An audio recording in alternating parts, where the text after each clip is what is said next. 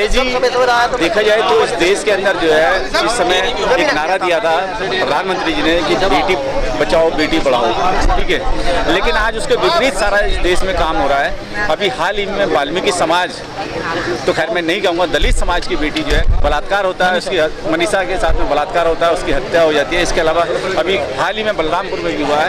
तो ये क्या आपको लगता है कि इस देश के अंदर बेटियां सुरक्षित हैं?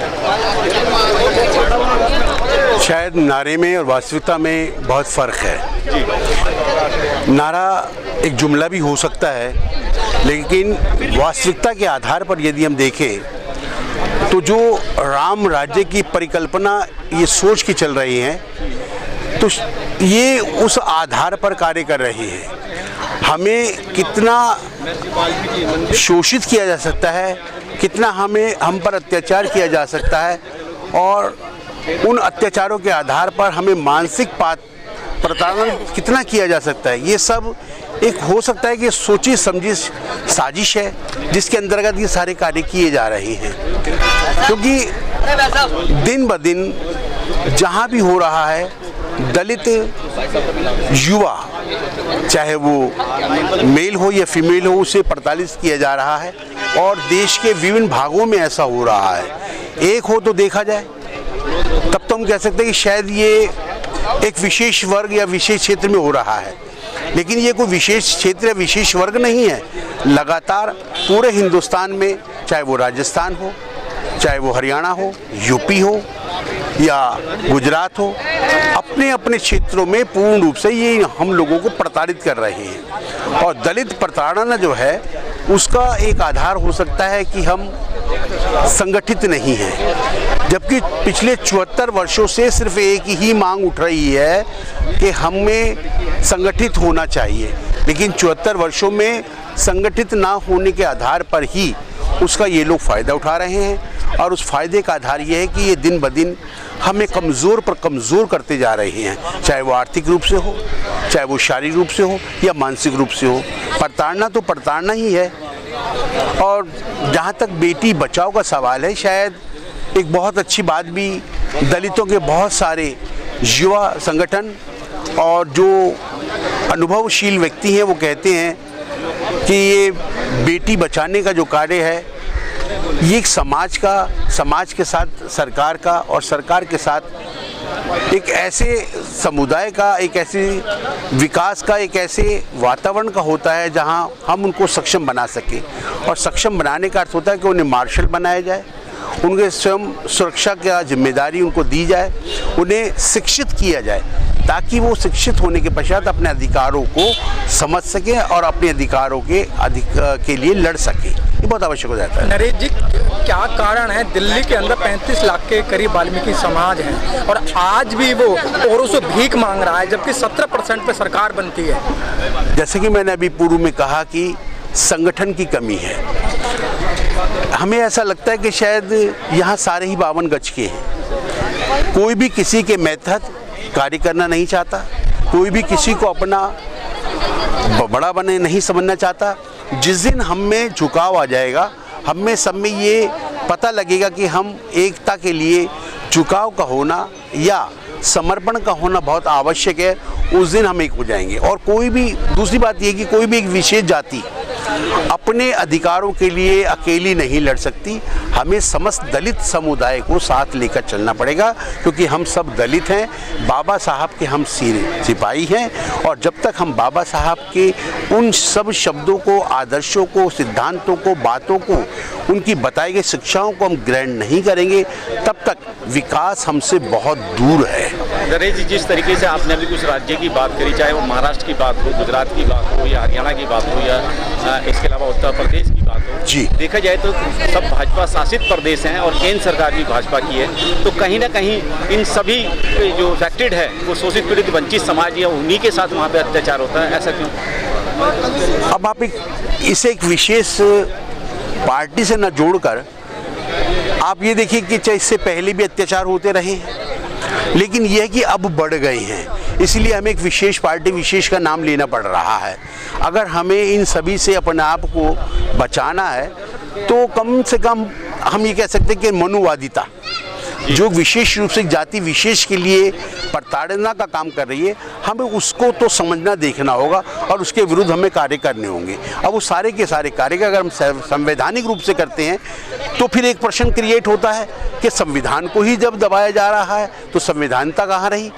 तो उसमें हमें सेल्फ कॉन्फिडेंस, हमें सेल्फ डिफेंस की बात आती है कि हम वो सब करें और स्वयं के अंदर एक शिक्षित और उसके अधिकारों की बात हम स्वयं उसको उठाएं, बताएं और अपने समाज को, समाज को हम उनके जरिए उनकी जानकारियां दें। और उसके लिए ज़रूरी है कि हम संविधान को पढ़ें, क्योंकि संविधान का जानकारी होना ही हमारे लिए परम आवश्यक है। नरेश जी, क्या आपको नहीं लगता है जिस तरीके से वाल्मीकि समाज के नेता होते हैं वो ज़्यादातर मंदिर और पूजा की बात करते हैं, जबकि आप बाबा साहब की बात करते हैं तो बाबा साहब शिक्षा की बात करते हैं। दूसरी तरफ हम कहते हैं कि अगर मंदिर बनाएंगे तो भिखारी पैदा होंगे और स्कूल कॉलेज में जाएंगे तो डॉक्टर इंजीनियर पैदा होंगे। आप इस बात से कितना इत्तेफाक रखते हैं? आपने कहा वाल्मीकि समाज, आपने ही शब्द इस्तेमाल किया है कि जहाँ इनका हमारा श्रद्धेय ही भगवान वाल्मीकि को मानते हैं, तो वो विश्वास जो पिछले हजारों वर्षों से हमें ठूस दिया गया है उसमें निकलने में तो वक्त लगेगा ना।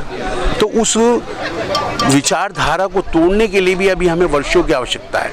हाँ, ये हो सकता है कि यदि वाल्मीकि जी हमारा आस्था हो सकते हैं तो बाबा साहब हमारा एक रास्ता है जो हमें आज़ादी की तरफ ले जाता है, हमें हमारे अधिकारों, हमारी चेतना से हमें वास्तविक रूप से पहचान दिलाता है। इसलिए अगर हमें आगे बढ़ना है, हमें रास्ता बनाना है तो बाबा साहब की विचारधारा को हमें अपनाना ही होगा, जो बहुत आवश्यक है।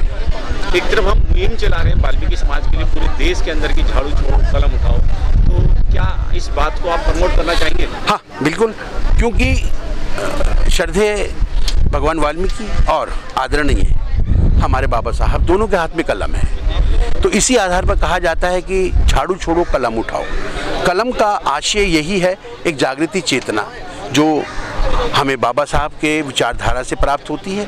और आज के वर्तमान समय में, वर्तमान परिप्रेक्ष्य में हमारे को ये बहुत आवश्यक हो जाता है कि उस झाड़ू छोड़ने के लिए हमें अपने अधिकारों को जानना समझना बहुत आवश्यक है। और वो हमें बाबा साहब के माध्यम से ही प्राप्त होते हैं, मिलते हैं और जानकारी मिलती है हमें। वर्तमान सरकार ने अभी करीब 1,25,000 प्राइमरी स्कूल बंद कर दिए हैं जहां शोषित पीड़ित वंचित समाज पढ़ने के लिए बच्चा जाता है। तो कैसे अब आप इसको आगे मान के चलेंगे कि पढ़ेगा भारत बढ़ेगा भारत? ये एक ऐसी विडंबना है कि जहां दिल्ली का मुख्यमंत्री आकर ये कहे कि पूरे विश्व में या पूरे हिंदुस्तान में शिक्षा का माध्यम जो है, शिक्षा का जो एक नमूना है वो दिल्ली देती है। आप उसे अपने ही शब्दों के माध्यम से झुठला भी सकते हैं कि जब इतने स्कूल्स बंद हो गए हैं तो वो आइडियल, वो आदर्श कहाँ रह जाता है। जहाँ बच्चे नहीं पढ़ेंगे तो फिर इसका अर्थ यह है कि आप गरीबों को सही मायनों में शिक्षा से वंचित कर रहे हैं। और जब शिक्षित नहीं होंगे तो वो तरक्की का रास्ता एकदम खत्म हो जाता है।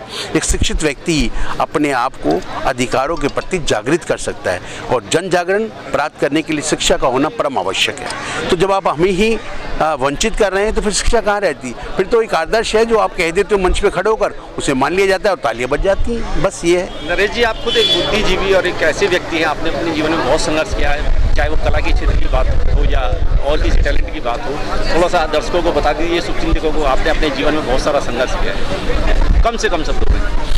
संघर्ष यदि मैंने किया है तो शिक्षा को प्राप्त करने के पश्चात ही किया है। मैंने शिक्षा प्राप्त की, अपने अधिकारों को समझा और मैंने वो सब किया जो शायद मैं चाहता था कि कुछ अलग हटके किया जाए। अलग वही व्यक्ति कर सकता है जो अपने आप को, अपने अधिकारों को समझता है, देखता है और जिसे शिक्षा जिसने प्राप्त की है, जिसकी सोच होती है, जिसकी विचारधारा होती है, जिसकी विचारधारा बन जाती है, वो व्यक्ति स्वयं में कहीं ना कहीं अलग होता है।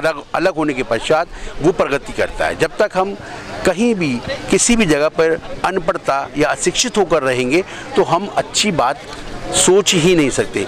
इसलिए अच्छा सोचने के लिए ज़रूरी है कि हम शिक्षित हों। मैं भी शिक्षित हुआ तो मैंने कला के क्षेत्र में, पत्रकारिता के क्षेत्र में कार्य किया और इसलिए आपने कहा कि शायद मैंने कुछ अलग किया है, लेकिन समाज की पीड़ा समाज के दर्शन को भी समझना बहुत बाकी है, क्योंकि वो मेरी पढ़ाई का तब तक कोई फ़ायदा नहीं अगर मैं समाज को जन जागृत ना कर सकूं और जो मैंने प्राप्त किया है समाज से लिया है मैं उसे वापस ना कर सकूं।